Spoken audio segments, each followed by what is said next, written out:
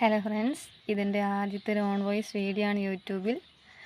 ഞാൻ നിങ്ങളോട് പറയാൻ വരുന്നതെന്ന് വെച്ചാൽ ആഫ്റ്റർ ഡെലിവറി എക്സ്പീരിയൻസ് ആണ്. കാരണം ഞാൻ 8ാം മാസത്തിൽ ആണ് എൻ്റെ മോളെ പ്രസവിക്കുന്നത്. 1.5 കിലോ വെയിറ്റ് മാത്രമേ എൻ്റെ മോൾക്ക് ഉണ്ടായിരുന്നുള്ളൂ. അപ്പോൾ അതിനുശേഷം അവൾ വളർന്ന സാഹചര്യം, എങ്ങനെ വളർന്നു, എന്തായിരുന്നു അവസ്ഥ, മൈൽ സ്റ്റോണൊക്കെ എങ്ങനെയായിരുന്നു, ഇങ്ങനെ കുറേ സംശയങ്ങളുള്ള അമ്മമാരുണ്ടാവുമെന്ന് എനിക്കറിയാം. കാരണം ഇന്ന് കുറേ അധികം പേർ നേരത്തെ പ്രസവിക്കുന്നുണ്ട്. ഞാനും ഒരിക്കലും എക്സ്പെക്റ്റ് ചെയ്തതല്ല ഞാനിങ്ങനെ 8ാം മാസത്തിൽ പ്രസവിക്കുന്നു, എനിക്കിങ്ങനത്തെ ഒരു എക്സ്പീരിയൻസ് ഉണ്ടാവുമെന്നും.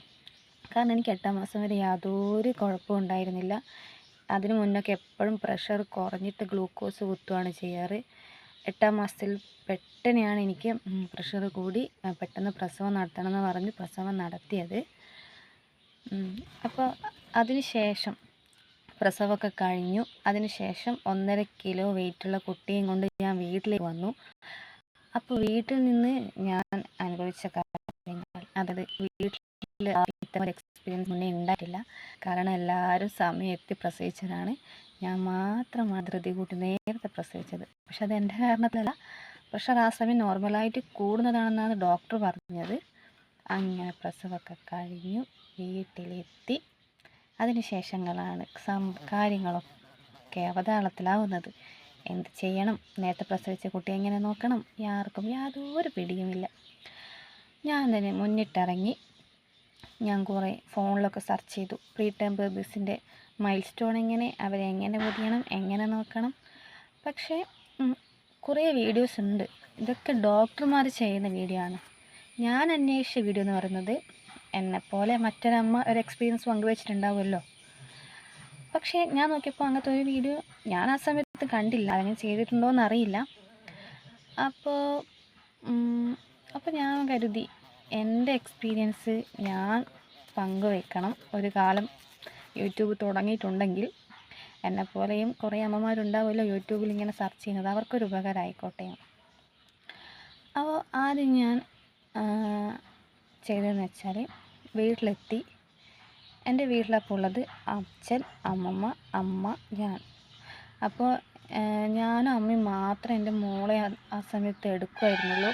കാരണം എനിക്കൊരു എടുക്കാൻ പറ്റാത്ത സിറ്റുവേഷൻ വന്നാൽ വേറൊരാൾ എടുക്കണമല്ലോ. അപ്പോൾ അതുകൊണ്ട് അമ്മ അവളെ എടുക്കുമായിരുന്നു. അച്ഛനും അമ്മയും ഒക്കെ ഇങ്ങനെ ദൂരെ നിന്ന് നോക്കുമെന്നല്ലാതെ അവരൊന്നും മോളുടെ അടുത്ത് പോലും വരാറില്ലായിരുന്നു. കാരണം നമുക്ക് പേടിയാണ്. കാരണം വെച്ചാൽ എന്തെങ്കിലും രോഗം ഇവർക്ക് പെട്ടെന്ന് പിടിപെട്ടാൽ അവർക്കത് പെട്ടെന്ന് എഫക്റ്റ് ചെയ്യുമല്ലോ. അതുകൊണ്ട് ആരും വരാറൊന്നുമില്ലായിരുന്നു. പക്ഷെ അപ്പോഴും എനിക്കൊരു എക്സ്പീരിയൻസ് ഉണ്ടായെന്ന് വെച്ചാൽ, എൻ്റെ അടുത്തുള്ളൊരു ചേച്ചി വന്ന് കുട്ടിയെ എടുക്കുന്നു, തല ചെരിച്ച് വെക്കരുത്, നേരെ വെക്കണം എന്നൊക്കെ പറയുന്നു. പക്ഷേ എനിക്ക് ആ സമയത്ത് എനിക്കൊന്നും പറയാൻ പറ്റുന്നില്ല അവരോട്. എന്നിട്ട് ഞാൻ പറഞ്ഞു, ആരെയും കാണിക്കരുതെന്ന് പറഞ്ഞു, കുട്ടിയെ ആരും എടുക്കരുതെന്ന് പറഞ്ഞു. അപ്പോൾ അവർ എനിക്ക് തന്ന റെസ്പോണ്ട് എന്ന് വെച്ചാൽ, ഓ നീ മാത്രമേ പ്രസവിച്ചിട്ടുള്ളൂ, നമ്മളിതെത്ര കുട്ടിയെ കണ്ടിന്, ഇതൊന്നും നീ കാണുന്നതിനെ കൊണ്ടൊന്നും കുഴപ്പം. പക്ഷെ അവർക്ക് ഇതിനെപ്പറ്റി യാതൊരു അറിവുമില്ല. കാരണം അവർക്കൊന്നും ഇങ്ങനൊരു എക്സ്പീരിയൻസ് ഇല്ലല്ലോ, നേരത്തെ പ്രസവിച്ച കുട്ടിയെ കണ്ടിട്ടോ എടുത്തിട്ടോ. അപ്പോൾ അവരതും പറഞ്ഞു പോയി. അതൊക്കെ വിട്ട് പിന്നെയെന്ന് വെച്ചാൽ, ഡിസംബർ 6-നാണ് എൻ്റെ മോളെ പ്രസവിക്കുന്നത്. പിന്നെ അവൾ കുളിക്കുന്നതെന്ന് വെച്ചാൽ ഫെബ്രുവരി 1-ന്, 2 മാസം ഏകദേശം ആയപ്പോഴാണ് കുളിക്കുന്നത്. കാരണം വെച്ചാൽ ഡോക്ടർ പറഞ്ഞായിരുന്നു കുളിപ്പിക്കരുത്. ഡോക്ടർ പറഞ്ഞതിന് ശേഷം, വെയിറ്റ് ഓക്കെ ആയതിന് ശേഷം മാത്രമേ കുളിപ്പിക്കാവൂന്ന്.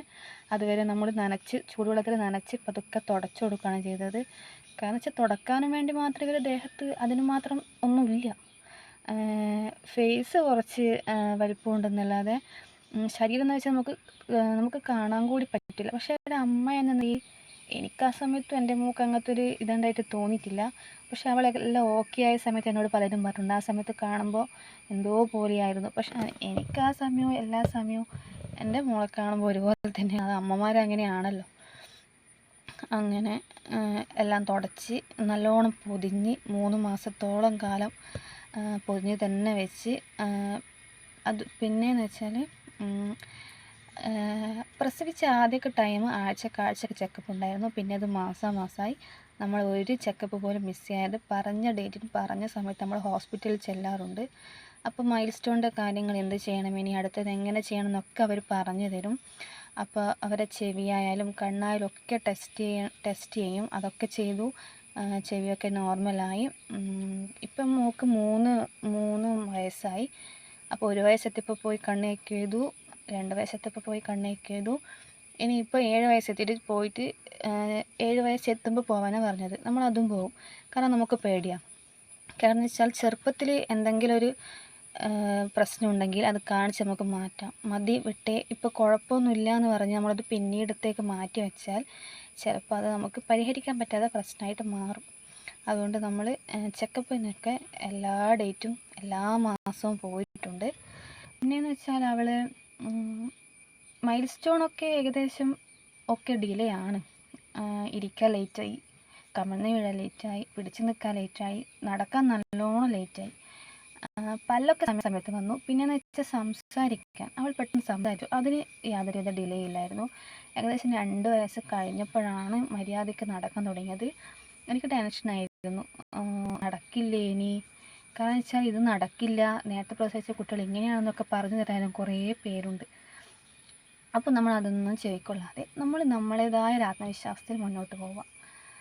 ഇപ്പം മോള് നടന്നു, ഇപ്പം നല്ലോണം ഓടുന്നുണ്ട്. എന്നാലും ഇത്രയും ദിവസം എന്നല്ല, ഇത്രയും നടക്കാൻ തുടങ്ങിയിട്ട് അവൾക്ക് കാലിനൊരു ബലമില്ലാത്ത പോലെ എനിക്ക് തോന്നിയിട്ടുണ്ട്. ഈ മുകളിലേക്ക് ചാടുക, ഒരു സ്റ്റെപ്പ് 2 കാലും ഒരു കാല് വെച്ച് ഇറങ്ങാൻ പേടി, അങ്ങനത്തെ ഒക്കെ ഒരു പേടി അവൾക്ക് ഇപ്പം അത് മാറി വരുന്നുണ്ട്. അപ്പോൾ അതൊക്കെ നമ്മൾ ചെക്കപ്പിന് പോയിട്ടുമ്പം ഓരോ എക്സസൈസ് അവർ പറഞ്ഞു തരും. കുട്ടി ഇങ്ങനെ ചെയ്യിക്കണം, അങ്ങനെ ചെയ്യിക്കണം എന്നൊക്കെ. അപ്പോൾ അതൊക്കെ നോക്കി നമ്മൾ ചെയ്താൽ നല്ല രീതിയിൽ മുന്നോട്ട് പോകും. പിന്നെ ഞാൻ ഈ പ്രസവിച്ച് കഴിഞ്ഞിട്ട് ഏറ്റവും കൂടുതൽ എനിക്ക് എന്താ പറയേണ്ട ഒരു പ്രയാസം തോന്നിയ കാര്യം എന്ന് വെച്ചാൽ ഈ പാല് പിഴിഞ്ഞു കൊടുക്കുന്നതാണ്. കാരണം 2 മണിക്കൂർ കൂടുമ്പം പാല് കൊടുക്കണം. അപ്പോൾ നമ്മൾ ഈ പിഴിഞ്ഞു കൊടുക്കുന്ന സമയത്ത് നമുക്ക് വിശ്രമിക്കാനേ പറ്റില്ല. കാരണം എന്ന് വെച്ചാൽ കൊടുക്കേണ്ട പാത്രം, സ്പൂണ് എല്ലാം നല്ല ചൂടുവെള്ളത്തിൽ സോപ്പിട്ട് കഴുകി പാല് എല്ലാം റെഡിയാക്കി വെച്ച് നമ്മളൊന്ന് കിടന്ന് നമ്മളൊന്ന് ഉറങ്ങാൻ തുടങ്ങുമ്പോഴേക്കന്നെ ഏകദേശം 2 മണിക്കൂറാവും. അപ്പോൾ അതിലേക്ക് പിഴിഞ്ഞ് വെച്ച് ഇവർ കരയുമ്പോൾ നമുക്ക് ഇവൻ്റെ വായിലേക്ക് പാൽ എത്തണമല്ലോ, എന്നാലല്ലേ കരച്ചിൽ നിൽക്കത്തുള്ളൂ. അപ്പോൾ അതെനിക്കൊരു വലിയ പ്രയാസമായിട്ട് തോന്നിയത്. കാരണം വെച്ചാൽ കരഞ്ഞിട്ട് നേരിട്ട് നമ്മൾ ബ്രസ്റ്റ് എടുത്തിട്ട് പാൽ കൊടുക്കുന്നതും ഈ പിഴിഞ്ഞ് കൊടുക്കുന്നതും തമ്മിൽ വലിയ വലിയ വ്യത്യാസമുണ്ട്. പക്ഷെ നമ്മൾ അതൊക്കെ പ്രയാസം തോന്നിയാലും നമ്മൾ നല്ല രീതിയിൽ ശ്രദ്ധിച്ചാൽ മാത്രമേ അവരെ വെയിറ്റ് കൂടൂ. എൻ്റെ മോള് പിന്നെ ജനിച്ച് പിറ്റേ അവർ ചെക്കപ്പിന് ഡേറ്റ് തന്ന ദിവസം മുമ്പ് തന്നെ വെയിറ്റ് നല്ലതുപോലെ കൂടിന്. കാരണം ഞാൻ അങ്ങനെ ശ്രദ്ധിച്ചു.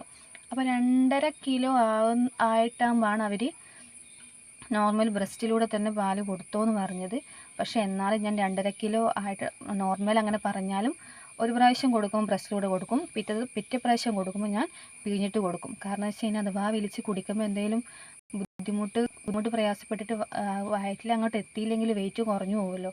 അത് വിചാരിച്ചിട്ട് ഞാൻ ഒരു പ്രാവശ്യം കൊടുക്കുമ്പോൾ ബ്രസ്റ്റിലൂടെ കൊടുക്കും, ഒരു പ്രാവശ്യം കൊടുക്കുമ്പോൾ പിഴിഞ്ഞിട്ട് കൊടുക്കും.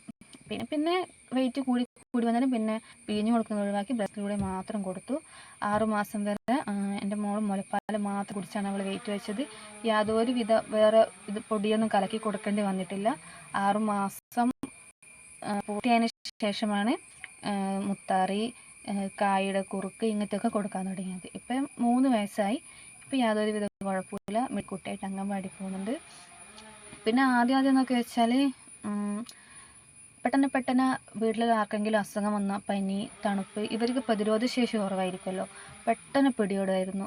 അതുകൊണ്ട് നല്ലോണം ശ്രദ്ധിച്ചാൽ മതി. അത് നമ്മൾ പനിയുള്ള ഓർഡറും അതൊക്കെ മാസ്കൊക്കെ ഇട്ടാൽ കുറേ ഇവർക്ക് ബാധിക്കാതിരിക്കും.